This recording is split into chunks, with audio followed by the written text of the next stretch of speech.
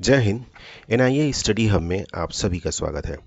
दोस्तों, आज के सेशन में हम आजीविका के एक महत्वपूर्ण टॉपिक हरित क्रांति को कवर करेंगे। इसके सभी डायमेंशंस को देखेंगे और हरित क्रांति 2.0 के भी डायमेंशंस को कवर करेंगे। दोस्तों, इसके पहले हमें ये जानना होगा, ताकि हमारा एक कॉन्सेप्ट बिल्डअप हो सके, कि आखिर भारत में हरित क्रांति की आवश्यकता क्यों हुई। इसे समझने के लिए हमें थोड़ा फ्लैशबैक में चलना होगा। देखिए, आज़ादी के बाद बस थोड़ी स्टोरी जैसे आप सुनिएगा, एक स्टोरी के फॉर्म में समझने की कोशिश करते हैं कि आखिर आज़ादी के बाद क्या स्थिति हुई जिसके कारण हमें हरित क्रांति जैसे एक नई प्रौद्योगिकी को अपनाना पड़ा। देखिए, भारत की जब आज़ादी हुई 1947 में, तब हमारे सामने कई चुनौतियां थी। सबसे पहली चुनौती थी कि देसी रियासतों को भारत में शामिल करना। उसके बाद गरीबी, बेरोजगारी, महंगाई, स्वास्थ्य से संबंधित चुनौतियां, अशिक्षा से संबंधित चुनौतियां।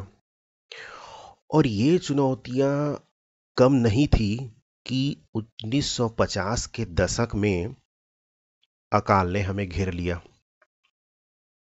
जैसे तैसे करके भारत सरकार ने आयात करके अकाल की स्थिति से निपटने की कोशिश की। फिर उसके बाद देखेंगे तो कश्मीर के मुद्दे को लेकर के पाकिस्तान के साथ झड़प, उसकी सैनिकों से लोहा लेना। फिर थोड़ा और आगे बढ़ते हैं तो 1958 से ही भारत और चीन के रिश्तों में दरार आनी शुरू हो गई थी।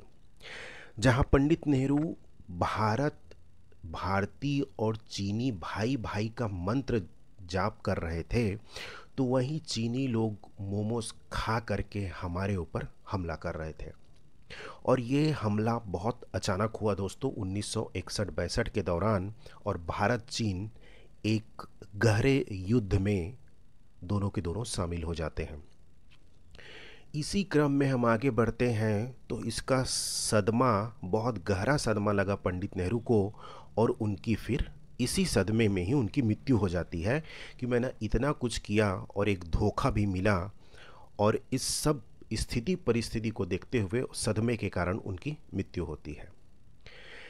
फिर पाकिस्तान से हमले की शुरुआत होती है 1965 में। फिर भारत पाकिस्तान का युद्ध होता है और फिर लाल बहादुर शास्त्री जी भारत के प्रधानमंत्री बनते हैं। फिर एक बड़ी घटना होती है कि 1960 के दशक में फिर हमें अकाल ने घेर लेता है। अब ये दोहरी मार थी भारत के सामने। इसी परिस्थितियों में ही भारत के प्रधानमंत्री को ये कहना पड़ा, खाद्यान्न संकटों को देखते हुए ये आह्वान करना पड़ा कि आप एक ही टाइम भोजन करिए, एक टाइम का खाना छोड़ दीजिए।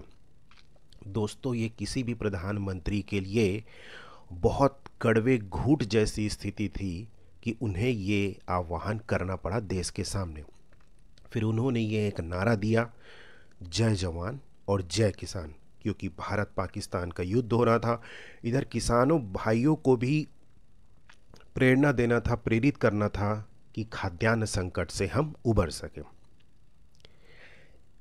इसके बाद ही इस परिस्थितियों को देखते हुए भी, ताकि हमें पाकिस्तान, अमेरिका बार बार हम पे दबाव बना रहा था कि आप पाकिस्तान से युद्ध मत लड़िए, नहीं तो हम आपको गेहूं देना बंद कर देंगे। तो कहीं ना कहीं हमारी जो निर्भरता थी अमेरिका के ऊपर या विदेशी शक्तियों के ऊपर खाद्यान्न को लेकर के, उसने भी हमें एक सबक सिखाया कि अब हमें आत्मनिर्भर बनना है, चाहे खाद्यान्न के दृष्टिकोण से हो, चाहे युद्ध के दृष्टिकोण से हो। तो चलिए आगे बढ़ते हैं और अब देखते हैं इसी परिस्थितियों में ही हरित क्रांति की वो अवधारणा आई। कृषि के क्षेत्र में एक नई प्रौद्योगिकी ने जन्म लिया जिसे कहा गया हरित क्रांति। अब हम वन बाय वन जानेंगे कि हरित क्रांति क्या है और बाकी इसके डायमेंशंस को भी कवर करेंगे। आई होप यहाँ तक आप बहुत अच्छे से समझ चुके हैं। चलिए अब देखते हैं कि हरित क्रांति क्या है। हरित क्रांति जो 1960 के दशक के मध्य में प्रारंभ हुई, को कृषि उत्पादन बढ़ाने, यानी कृषि के क्षेत्र में उत्पादन बढ़ाने, विशेष रूप से खाद्यान्नों का भारत एवं अन्य विकासशील देशों में खेती की नई तकनीक को लागू करने के प्रथम नई व्यवस्थित प्रयास का नाम दिया गया। यानी कि एक व्यवस्थित प्रयास थी जिसका नाम दिया गया और वो थी हरित क्रांति। मतलब इसका संबंध नई प्रौद्योगिकी से है। तो आप लोगों ने तो हमने बचपन की स्कूल के क्लासों में भी पढ़ा है, कॉलेज में हम जाते हैं तो पढ़ते हैं, मेंस में जब आप इसके बारे में पढ़ेंगे तो वो भी इस टॉपिक को कहीं ना कहीं पढ़ते हैं, लेकिन इतना डिटेल से नहीं पढ़ते। आइए जानते हैं अब हरित क्रांति के घटक क्या क्या हैं। वेरी इंपॉर्टेंट है दोस्तों, इसको आपको बहुत अच्छे से कवर करना है। उच्च पैदावार वाली नस्ल, मतलब हाई यील्ड वैरायटी HVY, रासायनिक उर्वरकों, कीटनाशकों एवं सिंचाई सुविधा। फिर तीसरा है समग्र नीति, यानी कि अनुदान देना किसानों को, ऋण उपलब्ध कराना ताकि अपनी उत्पादन की क्षमता बढ़ा सके, और उत्पाद का मूल्य, यानी कि उनको एक उत्पादित वस्तुओं का अच्छा मूल्य भी मिल सके। यानी सीधे सीधे हम देखें तो ये 3 पैकेजों पर आधारित थी। यहाँ पर थी बीज, है ना, कह सकते हैं, फिर होता है सिंचाई, और फिर आता है उर्वरक। ये 3 मेजर पैकेज थे जो हरित क्रांति में शामिल थे। इन तीनों को आपको अच्छे से याद रखना है। अब इसके उद्देश्य की बात करते हैं तो इसमें तात्कालिक उद्देश्य थे, लघुकालिक उद्देश्य थे और दीर्घकालिक उद्देश्य थे। जैसे तात्कालिक उद्देश्य थे वो यह थे कि किसानों को आवश्यक आदान और सेवाओं की सुलभता प्रदान कर खाद्यान्न में आत्मनिर्भरता प्राप्त करना था। दीर्घकालिक लक्ष्य थे कि ग्रामीण क्षेत्रों में कृषि पद्धति का आधुनिकीकरण करना और कृषि और औद्योगिक श्रमिकों को रोजगार उपलब्ध कराना था। क्योंकि जाहिर तौर पर है कि कृषि के क्षेत्र में जो काम करते थे वो एक समय के बाद बेरोजगार हो जाते थे, तो ऐसे लोगों को रोजगार उपलब्ध भी कराना था। तो ये दीर्घकालिक दृष्टिकोण में या लक्ष्य में आते हैं। अब देखते हैं, हमने एक स्टोरी के फॉर्म में समझा, अब हम देखते हैं कि जिस समय भारत में हम चुनौतियों से गुजर रहे थे उसी समय विश्व में भी कुछ ऐसी घटनाएं हो रही थी जो हमारी चुनौतियों के लिए एक सॉल्यूशन का काम करने वाली थी। और वो क्या थी दोस्तों? देखिए, हरित क्रांति की प्रक्रिया में डॉक्टर नॉर्मन बोरलॉग व उनकी टीम द्वारा मेक्सिको में 1950 के दशक में गेहूं पर अनुसंधान किया गया और वो काफ़ी सफल भी हुए। वे अधिक पैदावार देने वाली बौने गेहूं की किस्मों का आविष्कार करने में सफल होते हैं। एक घटना होती है मेक्सिको में गेहूं के संबंध में, दूसरी घटना एक होती है 1962 में फिलीपींस में हाई यील्ड वैरायटी वाले चावल बीज विकसित करने में उनको भी सफलता मिली। तो ये 2 प्रमुख घटनाएं थी दोस्तों जो आगे चलकर हमारे लिए काफ़ी हेल्पफुल होती हैं। इसी में भारत में 1950-1960 के दशकों में गंभीर खाद्यान्न की कमी का सामना करना पड़ा और खाद्यान्न का हमें आयात करना पड़ा, जिसे हमने स्टोरी फॉर्म में अच्छे से देखा हुआ है। 1960 के दशक में भारत सरकार ने गहन कृषि क्षेत्र कार्यक्रम IAAP यानी कि इंटेंसिव एग्रीकल्चरल एरिया प्रोग्राम की शुरुआत की। और वो किसकी सिफारिश पर की? फोर्ड फाउंडेशन, एक कृषि विशेषज्ञों की टीम थी, उसकी सिफारिश पर शुरुआत की। और यही फोर्ड फाउंडेशन दोस्तों फिलीपींस में चावल बीज विकसित करने में यही टीम शामिल थी और डॉक्टर नॉर्मन बोरलॉग एवं उनकी टीम के समय भी इनका भी सहयोग उसमें प्राप्त था। तो कृषि वैज्ञानिकों की एक टीम थी जिसने भारत सरकार को सिफारिश की और उसी सिफारिश पर ही भारत सरकार ने IAAP की शुरुआत की। 1964 और 65 के दौरान चुनिंदा 114 जिलों में गहन कृषि जिला कार्यक्रम यानी IADP की शुरुआत की। सिमिलर है इंटेंसिव एग्रीकल्चरल डिस्ट्रिक्ट प्रोग्राम। दोनों का उद्देश्य लगभग सेम था कि हमें गहन कृषि योजना को ऐसे क्षेत्रों में लागू करना है जहां पे उत्पादन की संभावना ज़्यादा है, जैसे पंजाब हरियाणा के क्षेत्र में जहां पे सिंचाई की सुविधा बहुत ज़्यादा उपलब्ध है। ऐसे 114 जिलों को चिन्हित किया गया और वहाँ पे IADP की शुरुआत की गई। ये दोनों कार्यक्रम भारत के लिए क्रांतिकारी सिद्ध हुए और हरित क्रांति प्राप्त करने की दिशा में महत्वपूर्ण कदम भी सिद्ध हुए। अब आगे बढ़ते हैं, क्योंकि बहुत इजी सी चीज़ें हैं, बस ये आपको फैक्चुअल जो चीज़ें हैं उनको याद रखना है।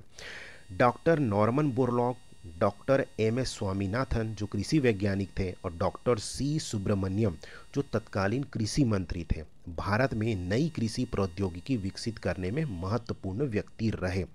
दोस्तों, डॉक्टर C सुब्रमण्यम को तो आपको बहुत अच्छे से याद रखना है, क्योंकि ये हाईलाइटेड नहीं है, और ऐसी अनहाइलाइटेड चीज़ों को ही एग्ज़ाम में पूछ लिया जाता है कि उस समय कौन तत्कालीन कृषि मंत्री थे। इनका नाम सीधा सीधा पूछा जा सकता है।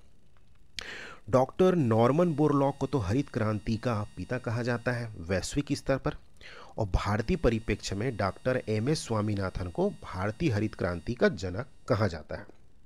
डॉक्टर नॉर्मन बोरलॉग को इसके लिए नोबेल पुरस्कार भी दिया गया था और हाल में इनको भी पुरस्कार दिया गया। डॉक्टर MS स्वामीनाथन की मृत्यु मेरे ख्याल से 2023 या 2024 के दौरान ही हुई है, 2023 में हुई है आई थिंक। 1967 में डॉक्टर विलियम S गौर ने एशिया और लैटिन अमेरिका में कृषि क्षेत्र में सराहनीय वृद्धि का वर्णन करने के लिए हरित क्रांति शब्द का उपयोग किया। अब देखिए, ये भी पूछा जा सकता है कि सबसे पहले हरित क्रांति वर्ड का उपयोग कहाँ से हुआ था? एशिया से हुआ था, अमेरिका से हुआ था, कि यूरोप से हुआ था? तो ये क्या थे? अमेरिका के वैज्ञानिक थे, कृषि विशेषज्ञ थे। इन्होंने ही क्या किया था? सबसे पहले हरित क्रांति, ग्रीन रिवॉल्यूशन शब्द का उपयोग किया था। तो इसे भी आपको याद रखना है। फिर क्या हुआ?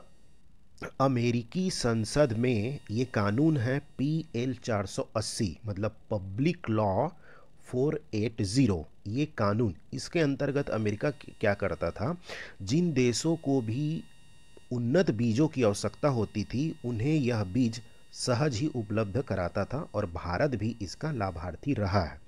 तो इस पॉइंट ऑफ व्यू से भी आपको याद रखना है, ये PL 480 ये भी पूछा जा सकता है कि किससे संबंधित है। तो ऑब्वियस सी बात है, कृषि से संबंधित है, और वो भी हरित क्रांति के समय से संबंधित है। भारत में 1967-68 और 1977-78 के बीच हरित क्रांति में भारत को खाद्यान्न कमी वाले देशों से दुनिया के सामने एक अग्रणी देशों में बदल दिया। यानी कि 1966-67 से 1977-78 के बीच हरित क्रांति के कारण जो उत्पादन हुए, जो उत्पादकता बढ़ी, भारत को इसने वैश्विक देशों के सामने लाकर खड़ा किया। ये हमने इसके फुल फॉर्म को भी लिख दिया है ताकि आपको पढ़ने में आसानी हो। चलिए, यहाँ तक तो हमने देख लिया पृष्ठभूमि। इसमें ज़्यादा कुछ चीज़ें नहीं हैं, कुछ फैक्चुअल चीज़ों को ही एग्ज़ाम के पॉइंट ऑफ व्यू से आपको याद रखना है। आगे देखते हैं कि वो कौन कौन से फसल थे जिसे हरित क्रांति में मुख्य रूप से शामिल किया गया था। तो चावल और गेहूं मुख्य रूप से शामिल थे, लेकिन साथ ही ज्वार, बाजरा और मक्का को भी शामिल किया गया था। लेकिन अक्सर जब भी हम हरित क्रांति की चर्चा करते हैं तो मुख्य रूप से ध्यान दिया गया था गेहूं और चावल जैसे खाद्यान्नों पर। इसमें गैर खाद्यान्न फसलों को इस रणनीति से बाहर रखा गया था। ये आपको बहुत अच्छे से याद रखना है। चलिए, अब हरित क्रांति की कुछ विशेषताएं देख लेते हैं। मैंने आपको पहले ही बताया था कि यह क्या था? उच्च पैदावार नस्ल वाली बीजों, यानी कि हाई यील्ड वैरायटी सीड्स, सिंचाई और उर्वरकों का पैकेज था। इन 3 कीवर्ड को तो आपको बहुत अच्छे से याद रखना ही है। सीधे सीधे स्टेटमेंट वाले क्वेश्चंस आपसे पूछे जा सकते हैं। फसलों की परिपक्वता की अवधि कम थी, मतलब फसल जल्दी तैयार हो जाते थे, ये इसकी विशेषता थी। फसल सघनता में वृद्धि हुई, मतलब क्रॉप रोटेशन बहुत जल्दी हो सकती थी। भूमि बचत प्रौद्योगिकी, मतलब ये मान के चलिए कि एक छोटे से क्षेत्र में हमें अगर ज़्यादा उत्पादन हो रहा है तो हम वनों को काट करके और बड़े बड़े क्षेत्र तैयार करने की ज़रूरत नहीं थी, मतलब भूमि बचत भी होती थी। कृषि आधारित व्यय में वृद्धि हुई, मतलब सरकार और निजी क्षेत्रों से अब कृषि के क्षेत्रों में क्या किया गया कि अब व्यय की राशि को बढ़ाया गया। जीडीपी में कृषि का योगदान बिल्कुल बढ़ा था, जैसा कि हम देखते हैं। आधुनिक कृषि, मशीनीकृत कृषि का ये भी एक पोर्शन था कि अब आधुनिक मशीनों का उपयोग किया जाने लगा। विस्तृत सिंचाई सुविधाएं, बिल्कुल इसके माध्यम से ही हरित क्रांति की तो कल्पना ही नहीं की जा सकती कि विस्तृत सिंचाई सुविधाओं को बढ़ाया गया। उन्नत ऋण सुविधाएं, देखिए, क्योंकि बिना ऋण के किसान कैसे अपने कवरेज को बढ़ाएगा, अपने एरिया को बढ़ाएगा, और उनकी उत्पादकता को बढ़ाने के लिए उनको क्या किए गए, ऋण की सुविधा भी उपलब्ध कराई गई। तो ये सभी विशेषताएं हैं, इनको आपको अच्छे से याद रखना है। अब देखिए, ये आपके सीधे सीधे सिलेबस में ही लिखा गया है कि उसके प्रभावों को हमें पढ़ना है, क्या क्या ग्रामीण विकास में, ग्रामीण आजीविका में उसके प्रभाव हुए। तो सबसे पहली बात तो सकारात्मक प्रभाव, और दूसरा होता है एक नकारात्मक प्रभाव। हम दोनों पॉइंट ऑफ व्यू से देखेंगे और इसको समझने की कोशिश करेंगे कि क्या क्या सकारात्मक और क्या नकारात्मक प्रभाव हुए। दोस्तों, ये इन की वर्डों को आपको बहुत ध्यान से देखना है, क्योंकि ये सीधे स्टेटमेंट वाले क्वेश्चन में ना सकारात्मक प्रभावों की लिस्ट दे देंगे और एक दो नकारात्मक प्रभाव के कीवर्ड को उसमें डाल देंगे, और उसी ट्रैप में आपको फंसाया जा सकेगा। तो इसको आपको बिल्कुल नहीं फंसना है। देखिए, सकारात्मक प्रभाव में खाद्यान्नों के उत्पादन और उत्पादकता में वृद्धि हुई, बिल्कुल हुई। जैसे हमने अभी पहले देखा, 1967 से लेकर 1978 के बीच में भारत कैसे अग्रिम पंक्ति में खड़ा हुआ, ओनली बिकॉज ऑफ कि हमारी उत्पादकता काफ़ी बढ़ी, जहाँ पर मतलब दोगुनी हो गई। जहाँ पर 5 क्विंटल या 6 क्विंटल के आसपास पर हेक्टेयर होता था, वहाँ सीधे सीधे 9 से 10 क्विंटल के आसपास बढ़ गए। तो उत्पादकता तो हमारी बढ़ी। रोजगार सृजन हुआ। जब आधुनिक मशीनें आएंगी, जब मशीनों का उपयोग होगा, और बार बार जब कृषि के क्षेत्र में निवेश बढ़ेंगे, है ना, व्यय बढ़ेगा, तो जाहिर सी बात है कि रोजगार में वृद्धि हुई। तो रोजगार में वृद्धि हुआ, रोजगार सृजन हुआ। कृषि में सार्वजनिक अब निजी निवेश का प्रवाह हुआ। सरकार भी अब क्या की कि उत्पादकता बढ़ाने के लिए सार्वजनिक जो व्यय था उसमें काफ़ी ज़्यादा उन्होंने वृद्धि की, और निजी सेक्टर भी अब इसमें इन्वेस्ट करने के लिए आगे आए, क्योंकि उन्हें लगा कि अब इसमें इन्वेस्ट किया जाए जिससे वो भी लाभ कमा सके। भूमि की बचत, मैंने पहले ही आपको बताया कि एक छोटे से जगह में जब उत्पादकता काफ़ी बढ़ चुकी रहेगी, तो भाई हम क्यों जंगल को काट काट के और अपनी ज़मीन तैयार करेंगे, क्योंकि अब हमें सीधे डबल का ही फ़ायदा हो रहा है। तो उतने के लिए ही हम अब ज़मीनों की भी बचत होने लगी। इस पॉइंट ऑफ व्यू से भी आपको देखना है। ग्रामीण कृषि तर अर्थव्यवस्था पर प्रभाव। ये कृषि तर अर्थव्यवस्था मतलब कृषि के इतर, मतलब वो अर्थव्यवस्था पर कैसे प्रभाव हुआ। कृषि के इतर देखें तो आधुनिक मशीनें आई। आधुनिक मशीनें जब उपयोग होंगी तो भाई उसको बनाने वाले भी तो होंगे, मैकेनिक लोगों की संख्या बढ़ी, खाद वाले दुकानों की संख्या बढ़ी। तो कृषि के इतर मतलब इनडायरेक्टली जो कृषि से जुड़े हुए लोग थे उनकी भी आय में वृद्धि होती गई। इस की वर्ड का मतलब यही है। तो इसको आपको इसी पॉइंट ऑफ व्यू से समझना है। अब देखते हैं नकारात्मक। मृदा उर्वरता में ह्रास। हाँ, ये तो सही बात है कि जब ये होता है कि एक फसल लेने के बाद कुछ समय रुकिए, उसके बाद या फिर आप दूसरा फसल लगाइए, क्रॉप रोटेशन कीजिए, फसल चक्रीकरण कीजिए, तब मृदा की उर्वरता क्या रहती है, बनी रहती है। लेकिन ये नकारात्मक प्रभाव हुआ कि कंटिन्यू गेहूं उगा रहे हैं तो गेहूं ही उगा रहे हैं, चावल उगा रहे हैं तो चावल ही उगा रहे हैं। इससे क्या होती है कि मृदा की जो उत्पादकता होती है उसमें होता है नुकसान। जैव विविधता की क्षति हुई। जैव विविधता की क्षति को हम इस बात से ले सकते हैं कि कंटिन्यू क्या हो रहा है कि अब विविधता नहीं आ रही है फसलों में।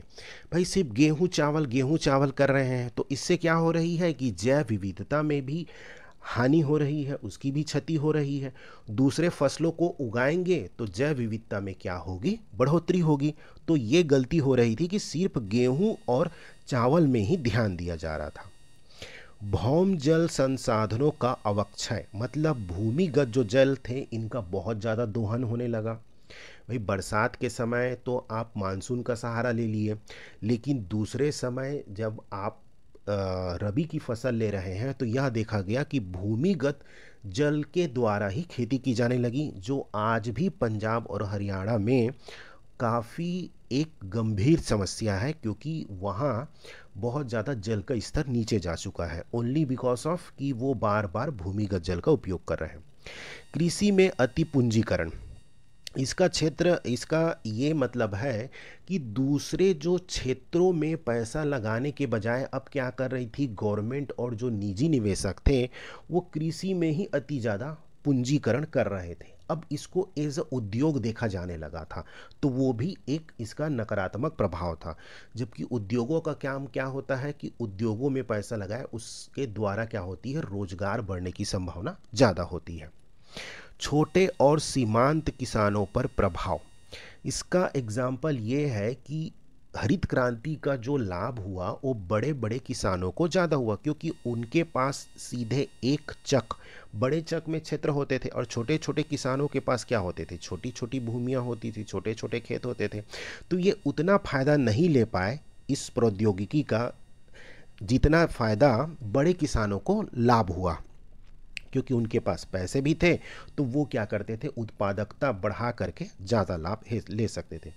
ऊर्जा समस्या, ऊर्जा समस्या का मतलब है कि पेट्रोल डीजल जैसे ट्रैक्टर अब आने लगे तो इनकी खपत बढ़ती गई, तो ये एक ऊर्जा समस्या के तौर पर भी अब देखा जाने लगा। जो मशीनें आती गई, बिजली का मोटर पंप यूज़ होने लगे, तो ये लगा कि पहले जो मानसून के द्वारा हमें ऊर्जा की ज़रूरत ही नहीं पड़ती थी, सीधे आकाश से बारिश होती थी तो हमारा फसलों का काम हो जाता था। लेकिन अब क्या हुई, ऊर्जा समस्याएं भी इसमें देखी गई। मृदा की क्षारीयता, मृदा की क्षारीयता को आप ये समझिए, जैसे आप भूगोल एनसीईआरटी आप पढ़े होंगे या जब आप फ्यूचर में पढ़ेंगे तो एक कॉन्सेप्ट आता है लेटेराइजेशन, है ना, और देख दूसरा कॉन्सेप्ट होता है जिसको क्या बोलते हैं, सेलिनिटी। तो इन दोनों कॉन्सेप्ट में जब मृदा क्षारीयता मतलब इसकी क्षारीयता बढ़ती है उन क्षेत्रों में जहाँ पे कंटिन्यू क्या होता हो कि सिंचाई की व्यवस्था हो, मतलब दलदल हो जाए, एक हिसाब से देखिए, है ना, कंटिन्यू सिंचाई करते रहेंगे तो मिट्टी में क्या होती है, धीरे धीरे नमक की मात्रा जो नीचे जाती है ना, एक समय के बाद शुष्क कृषि क्षेत्रों में वो क्या होती है, वही नमक फिर ऊपर आने लगती है और क्या करती है, पूरे मिट्टी को लवड़ी बना देती है, क्षारी बना देती है। इसके कॉन्सेप्ट को आप भूगोल में बहुत अच्छे से पढ़ते हैं, आई होप आपने पढ़ा भी होगा, ये वही कॉन्सेप्ट है। इसी कारण पंजाब और हरियाणा में ये समस्या बहुत ज़्यादा है, मृदा की लवणीयता की समस्या, जिसे मृदा की क्षारीयता की समस्या भी कहते हैं। तो दोस्तों इन पॉइंटों को आपको बहुत अच्छे से प्रिपेयर करना है, क्योंकि सीधे इस पॉइंट से ही स्टेटमेंट वाले क्वेश्चन बनाए जा सकते हैं। तो यहाँ तक तो हमने देख लिया दोस्तों हरित क्रांति। अब देखते हैं वर्तमान में एक कॉन्सेप्ट चल रहा है और एसएससी के मैंने कई एग्ज़ाम में क्वेश्चंस भी देखे हैं कि हरित क्रांति 2.0 से भी स्टेटमेंट वाले क्वेश्चन आ रहे हैं, आपने भी देखा होगा। तो हमें एक थोड़ी सी इसके संबंध में समझ जाननी जरूरी होगी कि आखिर हरित क्रांति 2.0 का कॉन्सेप्ट क्या कहता है। देखिए एक सिंपल वर्ड में समझाऊं, जो इतना कुछ जो लिखा हुआ है ना उसका सिंपल सा एक वर्ड है, आपने एक वर्ड सुना होगा सस्टेनेबिलिटी, यानी कि संधारणीयता।